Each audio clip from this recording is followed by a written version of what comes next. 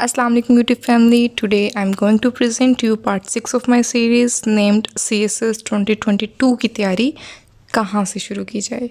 और ये अब तक हम पार्ट 6 तक पहुँच चुके हैं। And part 6 topic is CSS 2022 study plan for those who are proficient in English language. बाकी पार्ट्स की डिटेल्स मैं आपको बताती चलूँ। पार्ट 1 में मैंने आपको एक जिस्ट बताई थी और आपको सिलेबस कवरेज का तरीका बताया था, और उस वीडियो का नाम था CSS 2022 की तैयारी कहाँ से शुरू की जाए।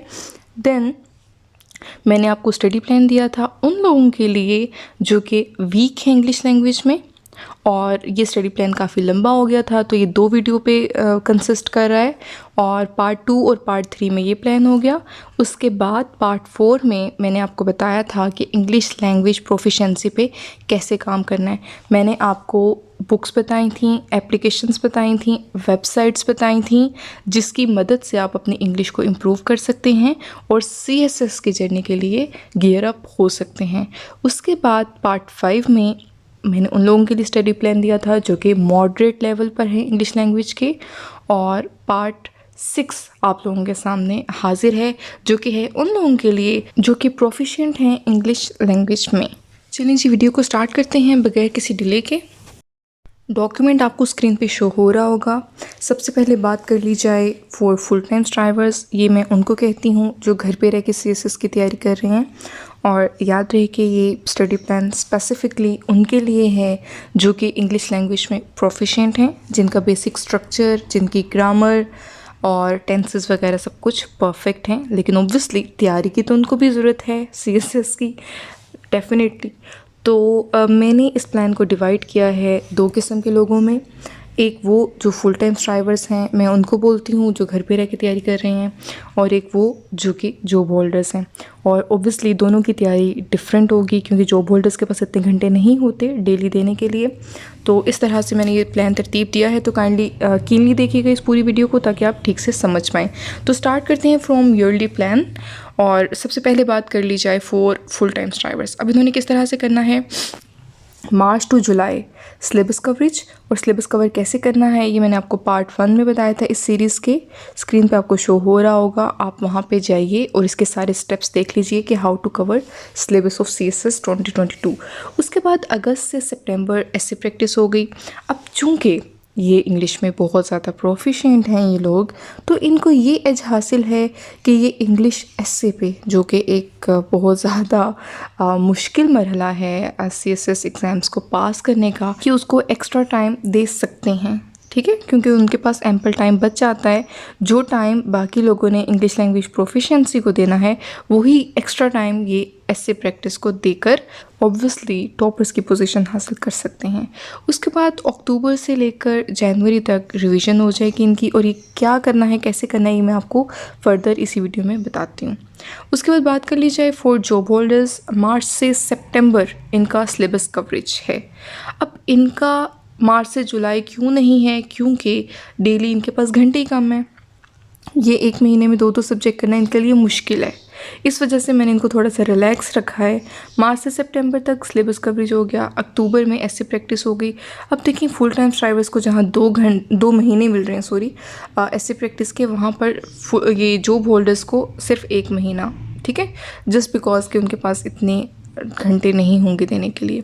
देन नवंबर से जनवरी इनकी रिवीजन हो जाएगी। रिवीजन भी इनके पास सिर्फ 3 महीने करने का टाइम है, जबकि फुल टाइम स्ट्राइवर्स के पास 4 महीने मौजूद हैं रिवीजन के लिए। अब चलते हैं मंथली प्लान की तरफ। सबसे पहले बात कर ली जाए फॉर फुल टाइम स्ट्राइवर्स, मार्च से जुलाई तक इनकी हो गई सब्जेक्ट्स। इस तरह से करना है कि एक ऑप्शनल पकड़ लेना है, एक कंपलसरी पकड़ लेना है। दिन में ओब्वियसली इनके पास काफ़ी घंटे होंगे तो ये 2 सब्जेक्ट साथ लेकर चल सकते हैं। और जून में ओब्वियसली कंपलसरी ख़त्म हो जाएंगे, तो जुलाई में ये 2 बाकी मानदा जो हैं वो ऑप्शनल्स कर लें। अब ये सवाल आपके माइंड में अगर आए तो मैं इसको कर देती हूँ क्लियर कि कंपलसरी टोटल 6 हैं, आपने यहाँ 4 क्यों लिखे हैं। बाकी पार्ट्स में मैं इसका जवाब दे चुकी हूँ, चलिए यहाँ पे भी दे देती हूँ। वो इसलिए क्योंकि इंग्लिश प्रेसी एंड कंपोजिशन और इंग्लिश एस्से जो है वो साइड बाय साइड पूरा साल चलना है। तो वो ऐसा नहीं है कि मार्च में कर लिया तो फिर पूरा साल उसको हाथ ना लगाया। तो इस वजह से मैंने वो 2 सब्जेक्ट्स जो हैं वो यहाँ से निकाल दिए हैं, और बाकी के 4 कंपलसरी जो बच गए मैं उनकी बात कर रही हूँ। उसके बाद अगस्त आ गया। अगस्त में आपने क्या करना है, इंग्लिश ऐसे प्रैक्टिस करनी है पूरा महीना, बाकी साल भी करना है लेकिन वो वीक में एक दफ़ा करना है ना। तो इन 2 महीनों में आपने बस काम ही उस पर करना है, लाइक बहुत ज़्यादा मेंटोर को चेक करवा लेना है किसी, और बस आपने बहुत ज़्यादा इसकी प्रैक्टिस करनी है और इसमें प्रोफिशिएंट हो जाना है। ठीक हो गया। अच्छा जी, अक्टूबर से लेकर जनवरी तक आपकी 4 रिविजन्स और 4 दफ़ा रिवाइज़ करना अपने पूरे सिलेबस को बहुत बड़ी बात होती है। ठीक है, समझ लें कि कामयाबी की ज़मानत इंशाल्लाह। तो अब बात ये है कि अगर फॉर एग्ज़ाम्पल किसी महीने आपका कोई काम छूट भी जाता है, कोई टॉपिक छूट भी जाता है, नो प्रॉब्लम, आप रिवीजन जब कर रहे होंगे आप तब उसको कवर कर लीजिएगा। और वैसे भी रिवीजन में आपने अपने नोट्स जो हैं वो भी अपडेट करने हैं, क्योंकि करंट अफेयर्स जो हैं वो ऑब्वियसली चेंज होते रहते हैं टाइम के साथ साथ। तो पेपर बनते हैं नवंबर में, ठीक है, तो आपने नवंबर से पहले पहले सारे अपने जो नोट्स हैं ना वो एक दफ़ा दोबारा अपडेट कर लेने हैं। अपडेट का मतलब कि उसमें अगर कोई फॉर एग्ज़ाम्पल कोई करंट सिनेरियो है जो कि अब मार्च अप्रैल में नहीं था आपकी तैयारी के दौरान, ठीक है, तो आपने वो भी उसमें ऐड कर लेना। वो आपको ज़्यादा उसमें मेहनत की ज़रूरत नहीं पड़ेगी, तो वो आपको थोड़ा ही टाइम लगेगा।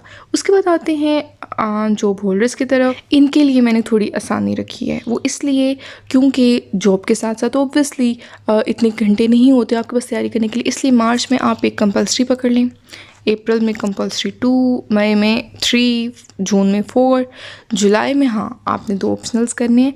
अच्छा, ऑप्शनल्स मैंने 2 इसलिए रखे हैं क्योंकि as compare to compulsory ones optionals जो होते हैं वो इतने ट्रिकी नहीं होते, इस वजह से आप 2 ऑप्शनल्स कर सकते हैं। फॉर एग्ज़ाम्पल अगर मैं मिसाल दूँ जेंडर स्टडीज़ की और क्रिमिनोलॉजी की, तो वो सिलेबस इतना ज़्यादा वास्ट नहीं है। इस तरह के सब्जेक्ट्स जो हैं आप 1 महीने में 2 कर सकते हैं। उसके बाद अक्टूबर में इनकी ऐसे प्रैक्टिस हो गई और इसी तरह से रिविजन्स भी 4 की बजाय इनकी 3 होंगी और यूँ इनका सिलेबस इंशाल्लाह कवर हो जाएगा। अब आते हैं वीकली प्लान की तरफ। तो फुल टाइम स्ट्राइवर्स का ये है कि इन्होंने Monday to Friday particular subject करना है, साथ में शिफ्ट 1 2 शिफ्ट्स में काम करना है और शिफ्ट की डिटेल मैं आपको आगे जाके बताती हूँ। सैटरडे को इन्होंने डेटा कलेक्ट कर लेना है सारा दिन और शाम में मोबाइल पे टाइमर लगा के 3 घंटे का एग्ज़ाम वाला माहौल बना के इन्होंने ऐसे लिख डालना है। ठीक है, इन्होंने पेन डाउन कर लेना है, जो भी इन्होंने रिसर्च की होगी सारा दिन वो आपने पेन डाउन कर लेना है, किसी मेंटोर को चेक करा लेना है, 1 हफ्ते के अंदर अंदर चेक हो जाएगा, अगले हफ्ते आपने नए से लिखना है और वो भी चेक करा लेना है। और इस तरह से फिर देखें आपकी तैयारी इंशाल्लाह पॉलिश होती जाएगी वक्त के साथ साथ। संडे को आपने प्रेसी एंड कंपोजिशन का एक पूरा का पूरा जो पास्ट पेपर है वो आपने सोल्व कर लेना है, इंक्लूडिंग प्रेसी, इंक्लूडिंग कॉम्पोजिशन, सब के सब सवाल जितने भी हैं उसमें आपने कर लेने हैं। उसके बाद जॉब होल्डर्स का भी सेम है, फ़र्क सिर्फ ये है कि इन्होंने शिफ्ट 1 नहीं करनी, जो कि है तो ज़रूरी लेकिन अब इनके पास टाइम नहीं है तो इस वजह से ये शिफ्ट 1 नहीं कर पाएंगे। लेकिन हाँ, ये मैं आपको ज़रूर मशवरा देती हूँ कि शिफ्ट 1 में से डिटेल में आपको बताती हूँ आगे जाके वीडियो में, लेकिन मशवरा मेरा ये है जॉब होल्डर्स के लिए कि एटलीस्ट अखबार तो साथ साथ पढ़ लिया करें। जो भी जॉब में ज़ाहिर है आपको 24 घंटे तो नहीं, वो जहाँ पे भी आप जॉब करते हैं आप कभी तो वेकेंट रहते होंगे, तो आप अखबार ज़रूर पढ़ लिया करें उस दौरान, क्योंकि ये ज़रूरी है। उसके बाद चलते हैं डेली प्लान की तरफ। ये भी उसी वीकली प्लान की ही डिटेल है, तो ये काइंडली आप स्क्रीन पॉज करके देख लीजिएगा, इसमें कुछ भी डिफरेंट नहीं है, ये उसी चीज़ को ही मैंने थोड़ा डिटेल में बताया हुआ है। उसके बाद चलते हैं शिफ्ट 1 की डिटेल्स की तरफ, और इसमें 4 आवर्स का प्लान है। ये सबकी मैंने सेम ही बनाई है, मॉडरेट वालों की भी, वीक वालों की भी और प्रोफिशिएंट वालों की भी जो इंग्लिश लैंग्वेज में है, क्योंकि ये ज़रूरी है, ये करना बहुत ज़रूरी है, क्योंकि एट द एंड ये आपको आपकी तैयारी में ही मदद देता है। ठीक है, and please ignore the vendors in my street. और इस्लामिक स्टडीज़ आपने इसमें क्या करना है कि आपने एक वर्स कर लेनी है, एक हदीस कर लेनी है डेली बेसिस पे, और इसमें 5-5 मिनट लगेंगे आपके और टोटल आपके 10 मिनट लगेंगे इस्लामियत में। उसके बाद इंग्लिश में, अब इंग्लिश के लिए मैंने मुख्तस किए हैं 50 मिनट्स। और अब आपके दिमाग में ये सवाल आ रहा होगा कि हम तो प्रोफिशेंट हैं इंग्लिश में, तो हम क्यों करें इंग्लिश पे काम। लेकिन still you have to work on your English language constantly. ठीक है, चाहे आप नए कॉन्सेप्ट्स आप ना सीखें, आप चाहे रिवीजन ही कर लें, लेकिन रिवीजन भी बहुत ज़रूरी है। तो ग्रामर को आपने देने हैं 20 मिनट, वोकेबलरी को देंगे 10 मिनट, कार्ड्स आपने बनाने हैं इसमें, ठीक है। और ये कार्ड्स कैसे बनाने हैं, वोकेबलरी कार्ड्स, डिस्क्रिप्शन में आपको लिंक मिल जाएगा उस वीडियो का, मैंने आपको बनाना सिखाया हुआ है। ईडियम्स कर लेने हैं, पास्ट पेपर से उठा लें, पास्ट पेपर क्वेश्चन कर लेने हैं। और याद रहे कि पास्ट पेपर क्वेश्चन में प्रेसिव कंपोजिशन इंक्लूड नहीं होगा, क्योंकि ये 2 सवाल ऐसे हैं कि जो ना आपके 10 मिनट में नहीं होते हैं, ठीक है। ये आराम से आपका घंटा ले जाते हैं। तो इस वजह से प्रेसिव और कंपोजिशन के अलावा बाकी वाले जो सवाल है ना, वो आप कर सकते हैं। और ये सारे काम आपने टाइमर लगा के करने हैं, जैसे ही टाइमर बोले आपने छोड़ देना है, अदरवाइज़ आप सारा दिन फिर वो पास्ट पेपर क्वेश्चन ही करते रहेंगे, ठीक है ना। तो ये टोटल अगर आप इसको गिन लें तो ये 50 मिनट बनते हैं। आगे चलते हैं एस्से और करंट अफेयर्स की तरफ। और इसमें आपने क्या करना है, न्यूज़पेपर 1 घंटा पढ़ना है, डॉक्यूमेंट्रीज़ देखनी है 30 मिनट, इसमें कोई टॉक शोज़ देख लें, अल जज़ीरा के बेस्ट होते हैं वो देख लें, राइटिंग प्रैक्टिस करनी है 30 मिनट, किसी भी टॉपिक पे लिख लें और किसी मेंटोर को चेक करा लें, चाहे तो किसी सीएसपी को चेक करा लें, चाहे तो मुझसे चेक करवा लें, it is totally up to you. अब बुक रीडिंग आपने 1 घंटा करनी है। कुछ लोग मुझसे सवाल पूछ रहे थे कि सिलेबस वाली बुक्स ही पढ़नी है या कोई और, तो आई वुड रिकमेंड यू कि आप कोई और बुक्स पढ़ें, क्योंकि बहुत ज़्यादा सिलेबस जो है ना इंसान को बोर कर देता है। तो हालांकि नॉलेज आपको कभी बोर नहीं करती, लेकिन स्टिल आपने थोड़ी अपनी एंटरटेनमेंट का भी ख्याल रखना है। बिल्कुल आपने पढ़ाई नहीं करनी हर वक्त, इसलिए आप कोई भी बुक पढ़ लें। फॉर एग्जांपल अगर आपको फ़िक्शन में इंटरेस्ट है आप वो वाली पढ़ लें, ठीक है। अगर आप नॉन फिक्शन में इंटरेस्टेड हैं आप वो पढ़ लें, ठीक है। लेकिन स्टिल ये किताबें पढ़नी कौन सी हैं, देखिए हमें करना है इस वक्त स्मार्ट वर्क, ठीक है। तो स्मार्ट वर्क का तकाजा यही है कि आप ऐसी बुक्स पढ़ें जो कि इंटरेस्टिंग तो हों ही हों, लेकिन एट द एंड अल्टीमेटली वो आपको सीएसएस की जर्नी में मदद दे रही हूँ, ठीक है। तो मैं आपको नेक्स्ट वीडियो में ही इंशाल्लाह बुक लिस्ट एक रिकमेंड करने वाली हूँ, जिसमें जो सिलेबस की बुक्स तो नहीं होंगी, ठीक है। सिलेबस की बुक्स की ऑलरेडी मैं वीडियो बना चुकी हूँ, इसी चैनल पे मौजूद है, लेकिन इसमें वो वाली बुक्स होंगी जो आपने बुक रीडिंग की प्रैक्टिस के वक्त पढ़नी हैं। और ये जो टोटल प्लान है वो 10 घंटे का है।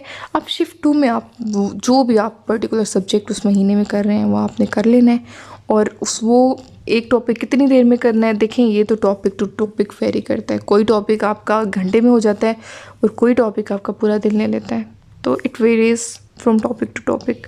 तो ये अब आपने देख लेना अब इसको करना क्या है, कैसे करना है एक टॉपिक को पकड़ के।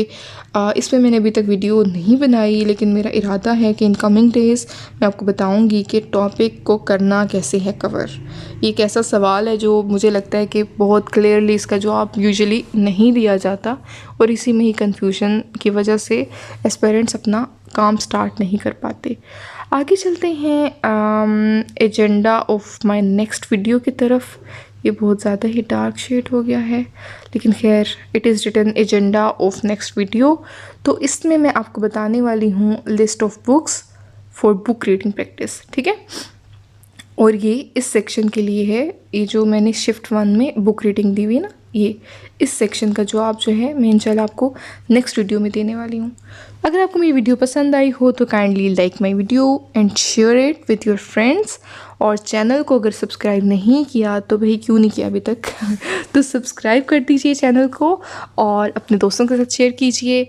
और मुझे दुआओं में याद रखिए अगर मैं कहीं किसी पॉइंट पे आपकी ज़रा सी भी मदद कर पाई हूँ, और बस दुआएं ही चाहिए इन रिटर्न। ताला आप सबको आपके नेक मकासद में कामयाब करे, आमीन। जज़ाकल्लाह।